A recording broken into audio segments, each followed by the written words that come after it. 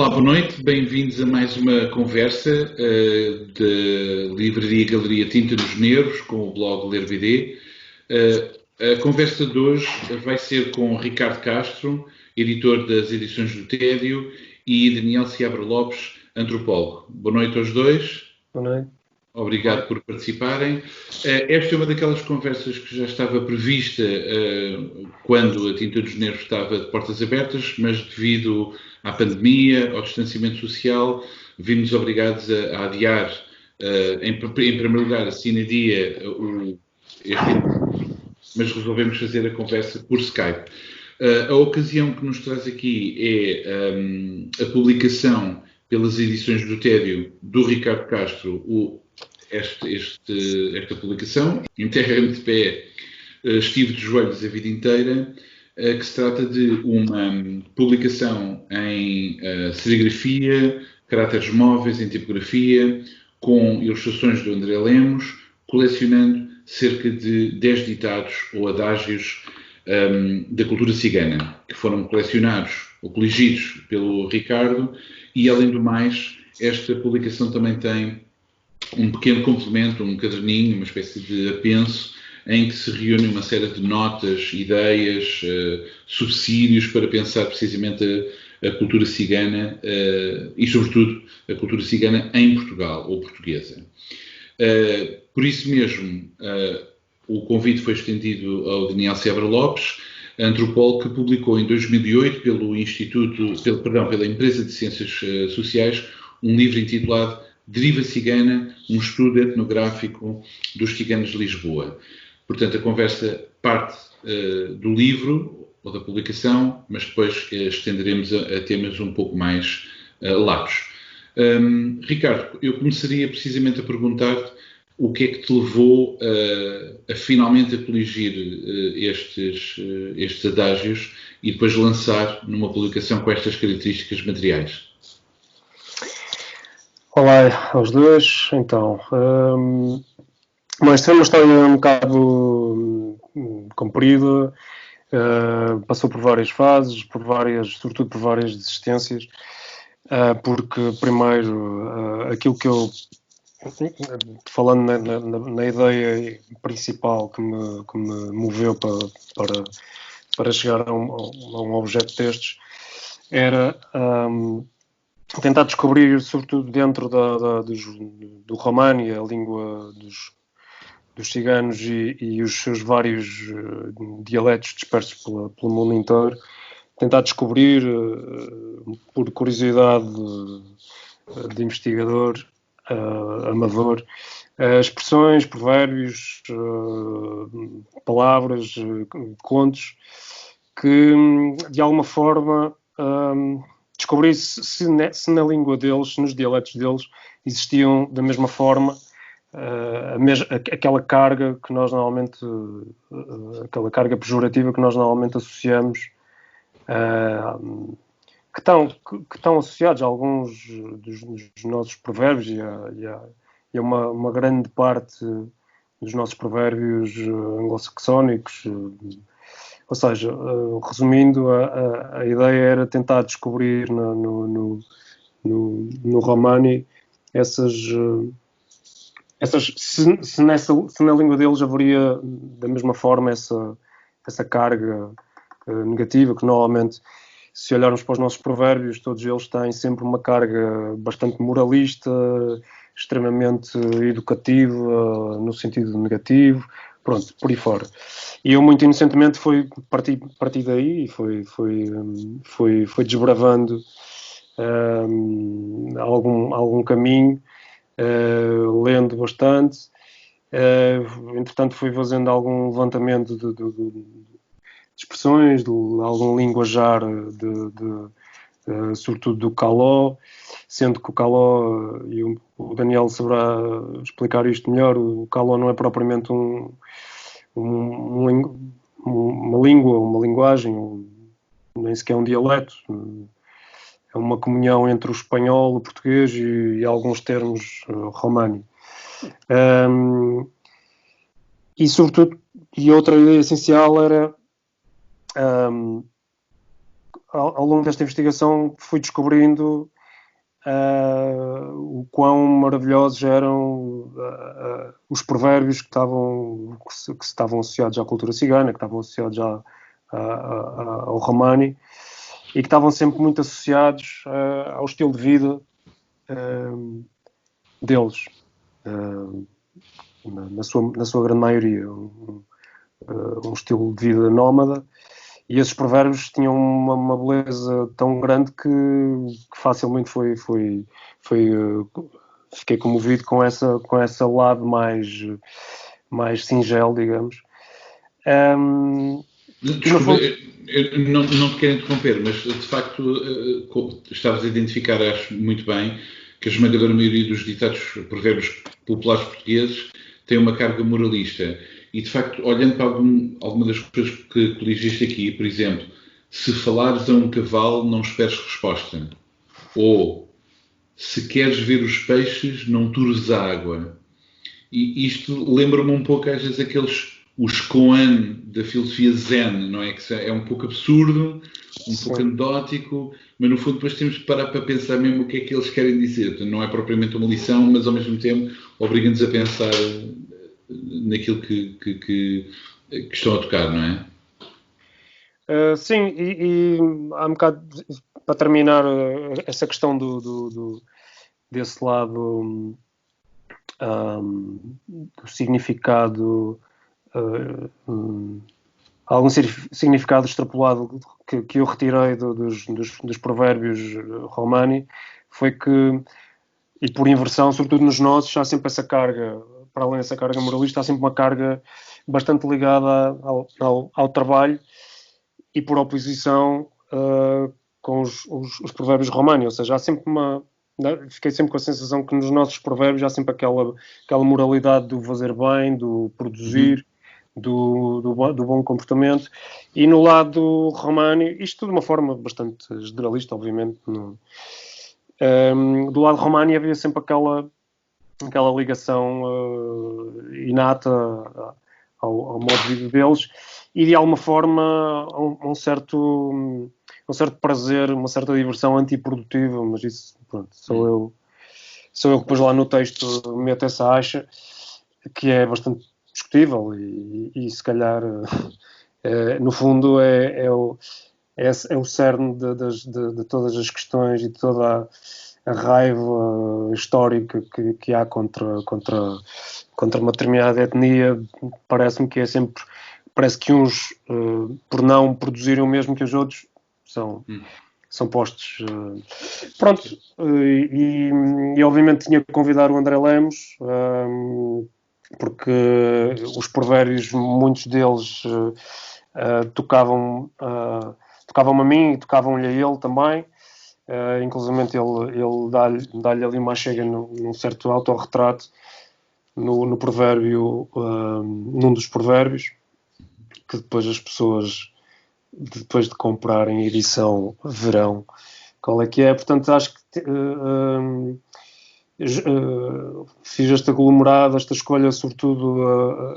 O Marcel Courtiade é um dos grandes sociólogos, historiadores da cultura romani, e tem livros e livros de provérbios, e quando eu descobri, portanto, foi o cume da minha frustração, porque cheguei à conclusão que já toda a gente tinha feito aquilo que eu me tinha pensado inicialmente. Portanto, fiz uma escolha normal. Alguns deles foram... a grande parte deles são do Marcel Courtiade, e dois ou três são especificamente da Península Ibérica, recolhidos pelo Olímpio Nunes. E pronto, depois a edição foi toda serigrafada, com tipografia de caracteres móveis. Tentei, assim, de um ponto de vista mais técnico, portanto, para fundo, escolhi um verde fluorescente, que acho que era... A edição precisava de algum secretismo, a fazer lembrar algumas cartas de alguma cartomância, E depois o papel da capa também com uma certa reminiscência do cobre. E pronto, depois foi trabalhar muito, serigrafar muito e acho que ficou um objeto curioso. Muito bem. Então, deixa-me só passar aqui a palavra primeiro ao Daniel. Antes de mais, só avisar uma coisa. Obviamente, esta conversa é feita entre 3 gajos, não é? Gajós, paílhos, não ciganos. O Ricardo, isto não é uma chamada de atenção, mas eu próprio também, obviamente, falarei sempre entre um nós e um eles. Ou seja, eu identificar-me-ei como a cultura e vou sempre identificar os ciganos. Não estou a falar de uma questão de respeito nem nada disso, mas de facto nós fazemos sempre esta distinção, um eu e um eles. É legítimo utilizarmos este tipo de linguagem, apesar de tudo? Boa noite e obrigado pelo vosso convite, antes de mais. E, por outro lado, também queria dar os parabéns ao Ricardo por esta edição. De facto, é um livro curioso, muito cuidado, parece-me a mim. Ele já destacou alguns dos pormenores técnicos, não é? Esta capa acobreada, eu acho que do ponto de vista das cores o livro está muito interessante e o verde, um verde bastante garrido no interior. Também uma encadernação à base do cordel que me pareceu interessante.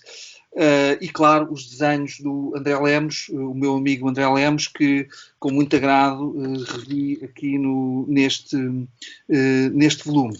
Portanto, gostei muito de tomar contacto com este trabalho. Pronto, e agora então, respondendo à tua pergunta, se é legítimo fazer esta definição, eu diria que é quase inevitável, porque efetivamente nós estamos aqui perante uma relação que não é só uma questão de considerar que há um nós e um eles, mas é também uma relação bastante desigual ou assimétrica, não é? Porque, efetivamente, os não ciganos, e em particular os chamados senhores, naquilo que é, no fundo, a língua ou o calão dos ciganos, os senhores, os doutores, têm, no fundo, um poder sobre as sociedades ciganas que não têm contrapartida do lado de lá, não é? Porque tudo aquilo que são leis, imposições que são feitas a partir da sociedade maioritária ou dominante tem um impacto sobre estas comunidades que não tem paralelo visto do todo, não é? Portanto, é quase inevitável nós fazermos essa distinção. Outra questão é saber até que ponto nós somos diferentes dos ciganos. E aqui é que entramos no assunto mais antropológico. E eu diria que essa diferença é muito relativa, não é? Porque os ciganos sempre estiveram, a maior parte dos registros que existem, eu sou sobretudo um etnógrafo, portanto, fiz um trabalho de campo junto de uma comunidade cigana, digamos assim, uma comunidade que habitava num determinado bairro, estive sobretudo com eles nesse bairro, mas também em muitos outros locais, acompanhando as pessoas. Não fiz propriamente uma pesquisa documental nem histórica, mas contactei com alguns textos sobre a história dos ciganos. E, portanto, há uma grande unanimidade de que os ciganos nunca viveram propriamente ou isolados num mundo à parte. Eles sempre estiveram inseridos em meios sociais mais vastos e onde, muitas vezes, tinham uma inserção parcial, não é? Mais ou menos transversal, o que gerava também problemas na sociedade envolvente. Agora, esta posição, naturalmente, que favorece a assimilação de muitos valores e ideias que são também os da sociedade maioritária. Portanto, os ciganos, no fundo, tentam construir uma diferença permanecendo dentro, até certo ponto, de uma sociedade mais vasta, mas depois procurando diferenciar-se dela em determinados aspectos. E, portanto, eu diria que, do meu conhecimento com os ciganos, eu vejo ali alguns pontos muito próprios e pegava até numa coisa que o Ricardo tinha dito, que é o lado antiprodutivo, que eu acho muito interessante. Vê-se que são comunidades pouco interessadas em organizar-se de uma forma muito estruturada, muito hierarquizada. É muito difícil, por exemplo, perceber quem é o líder. É interessante porque os não-ciganos querem relacionar-se com os ciganos e procuram sempre um intermediário. E esse intermediário até pode ser indicado pelos próprios ciganos, mas não é efetivamente uma pessoa com poder. Portanto, sociedades que se tornaram bastante laças, precisamente para poderem subsistir com alguma independência no meio de sociedades mais vastas. Portanto, tem alguns pontos criativos e depois alguns valores que são claramente inspirados na sociedade envolvente. Entre os ciganos portugueses há, obviamente, valores associados à divisão dos papéis de género, até valores bastante conservadores, diria, e que, no fundo, eu diria que foram assimilados, adotados pelos ciganos, até como forma de tornar a sua inserção ou convivência com os não-ciganos mais pacífica. Portanto, há... Eu, por acaso, desculpa interromper, desculpa. Não, eu diria que é só para terminar, porque há aqui um jogo interessante de diferenças e semelhanças, não é? De estar e não estar, que era mais ou menos o que eu acharia a melhor forma de apresentar os ciganos, ou seja, não aceitar que há uma diferença muito clara entre nós e eles, mas que há aqui, digamos, pontos de contacto e também pontos de diferenciação que são construídos de maneiras diferentes de um lado e do outro. O que eu ia dizer é que uma das coisas que tu exploras no teu livro, o Deriva Cigana, eu lembro-me perfeitamente, nós não vamos ter tempo para entrar nesses detalhes, mas era a diferenciação de como é que certas categorias são compreendidas, como o tempo, por exemplo, e o dinheiro. É muito curioso ver que essas categorias são tratadas. Também achei piada a um pequeno lapso que estava a dizer, porque tu ias dizer e depois disseste inseridos, porque há de facto uma diferença entre o estarem inseridos numa sociedade, necessariamente, não é? Enquanto cidadãos, e a ideia da integração. Porque é uma questão que se fala muito, que é as pessoas assimilação, não estarem integrados. Mas, por exemplo, tu falaste agora dos valores conservadores, e porque isto é uma questão que também tem a ver com a caracterização de Portugal, que eu acho Portugal ainda não fez um trabalho de talvez mesmo no sentido da palavra trabalho de nojo ou trabalho de luto em relação a determinadas características da nossa cultura, ou seja, nós ainda acreditamos numa série de mitos sobre nós próprios e que construímos com novos mitos, nomeadamente somos um país tolerante, um país aberto, etc. E depois varremos esses problemas. E uma das coisas curiosas é precisamente falar dos valores conservadores e utilizar isso contra a comunidade cigana, portanto dizer, os ciganos são conservadores, tratam mal as mulheres, como se Portugal fosse necessariamente um país com uma história gigantesca de alto respeito pela igualdade de género, ou seja o que for. Portanto, é curioso que isso é utilizado como arma de arremesso. Eu perguntava... Sim, por favor. Rapidamente.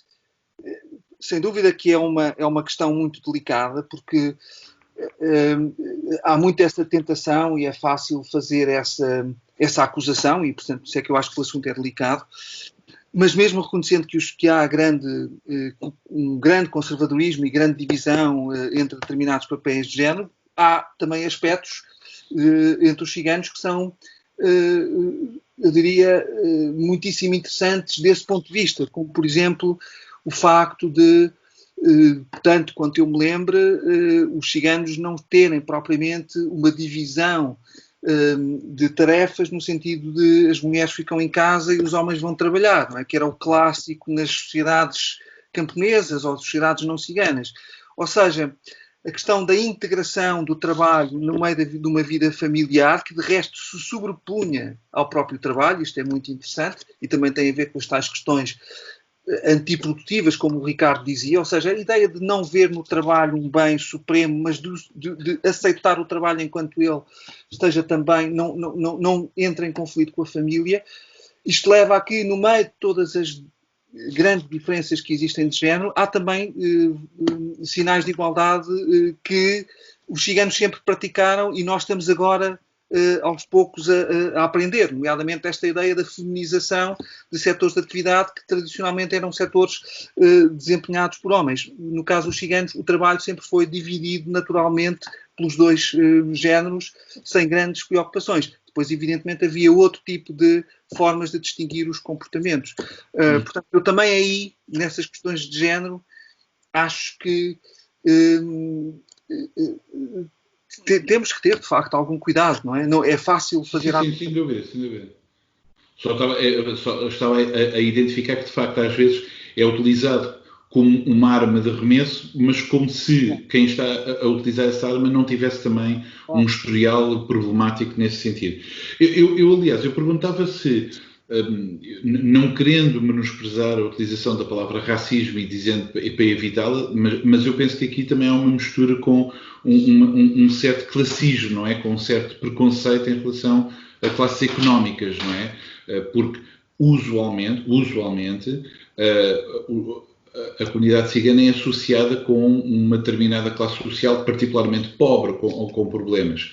O que levanta sempre problemas de falsas construções. Por exemplo, eu não sou jornalista, portanto, obviamente, eu não sei fazer essas investigações corretamente, mas havia uns números, não sei se correspondem exatamente a 2019, que o rendimento social de inserção, por exemplo, a comunidade cigana corresponde apenas a entre 3% a 6% das pessoas que recebem esse... Mas são automaticamente identificadas com o RSI, ao passo que há muito mais gente a receber e que não é visto de uma forma moral.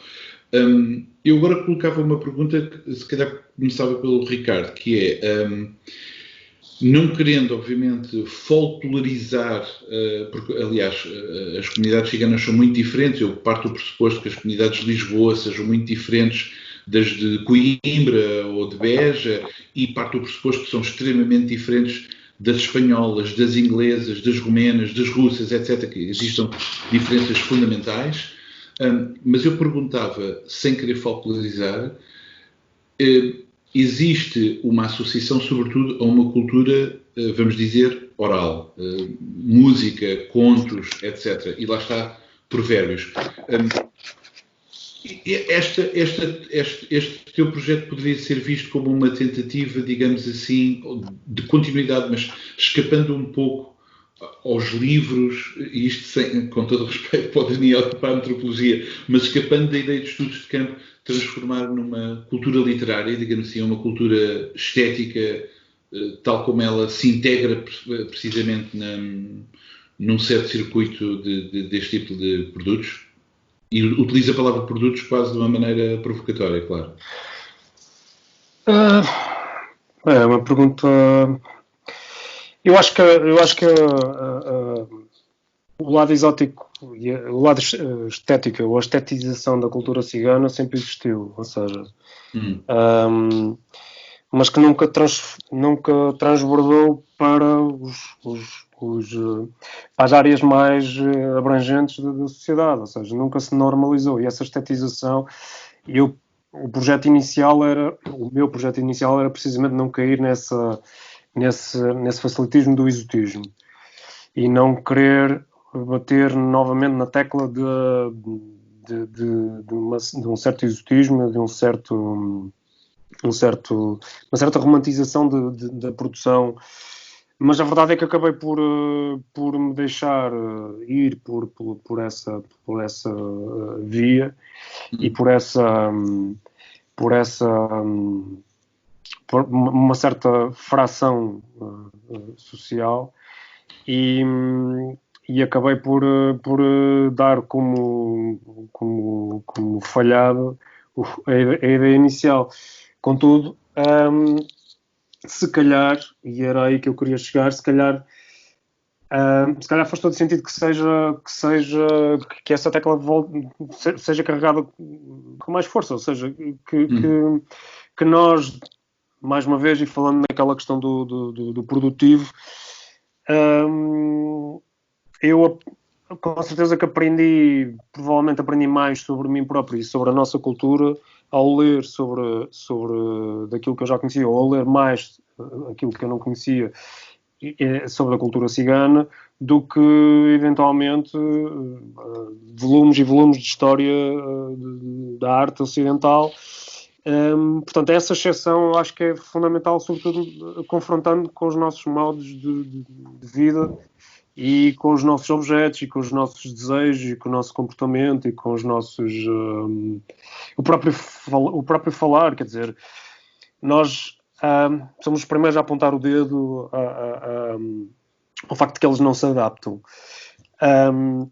Mas, na verdade, começando pela língua deles, a língua deles é um exemplo crasso de uma adaptação ad eternum de séculos e séculos às condições que lhes foram sendo dadas, possibilitadas ou não.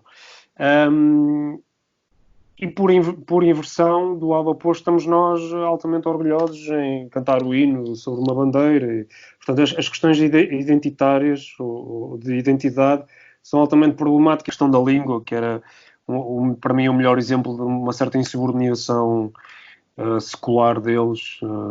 A língua foi, à medida que eles iam se movimentando, a língua ia-se adaptando. Portanto, e acho isto fabuloso. Nós, no nosso pouso, não temos esta capacidade, acho eu, não temos esta capacidade, esta versatilidade.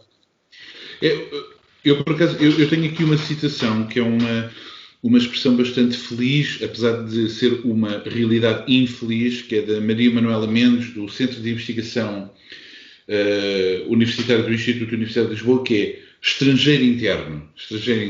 E eu acho que é uma expressão, uma fórmula bastante forte. Por um lado, estamos a viver um momento que eu acho particularmente positivo de celebrar a diversidade das culturas, de aceitar as diferenças das culturas, de falar sobre uma integração feliz, mas em que as pessoas mantêm a sua identidade, não precisar de ser, não procurar heteronormatividades, como se diz, mas depois, ao mesmo tempo, exigir uma certa adaptabilidade que pode significar a perda, precisamente, de certas características. Portanto, é sempre uma negociação e, como todas as negociações, há sempre uma tensão. Apesar disto não ser propriamente, esta conversa não é um fórum social, não estamos aqui, não é uma conferência sobre isso, estamos a falar de um livro, mas o que eu perguntava é, o que é que nós, gajos, não ciganos, o que é que podemos fazer precisamente para entrar num possível diálogo, negociação cultural e mesmo política, no fundo? Olha, a minha resposta muito rápida seria nós temos que dar espaço aos ciganos e provavelmente dar-lhes tempo também. Quando eu digo dar espaço é porque, efetivamente, um dos problemas maiores que os ciganos enfrentam em Portugal tem a ver com o acesso à habitação, que é uma necessidade básica, mas que faz com que ela seja cumprida de maneira muito irregular. Há muitas famílias ciganas que estão concentradas em zonas de habitação social e, portanto, isso complica de muitas formas o processo até a vida dessas pessoas, dessas famílias e dessas comunidades em geral. E dar tempo também naquele sentido em que não se pode esperar que determinadas coisas se resolvam em 6 meses ou em 2 anos, não é?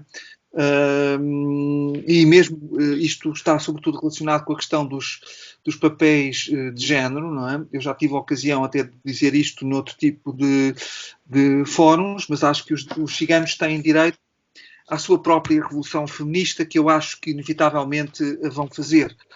Agora, como qualquer revolução feminista, ela não pode ser imposta a partir de fora, nem pode ser pressionada a partir de fora, senão isso pode gerar aqui efeitos que não sabemos bem quais são, não é? E, portanto, daí a questão do dar espaço e dar tempo, não é? Assim, numa resposta rápida, eu acho que é isso que compete aos não ciganos fazer. E nota que, em muitos sentidos,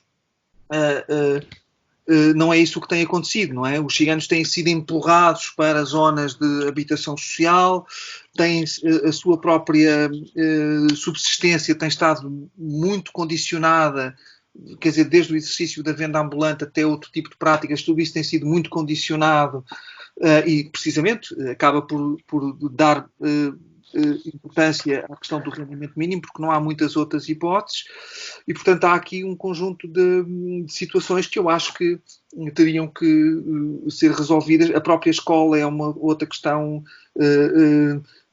importante, mas o que acontece muitas vezes hoje em dia é que as escolas são também espaços de segregação e, portanto, uma aproximação dos ciganos à escola tem que ser feita também com algum cuidado. Portanto, de uma forma sucinta, era isso, é dar um pouco de espaço, dar mais espaço aos ciganos e dar mais tempo, não é? E eu acho que essa expressão da Manuela Mendes é bastante feliz, não é? Porque, de facto, eles não são estrangeiros internos, mas não deviam ser, não é? Muitas vezes até há aquela ideia de as questões ciganas serem tratadas pelo Alto Comissariado das Migrações e Minorias Étnicas, não é? Está muito ligado aos estrangeiros, não é? Sim.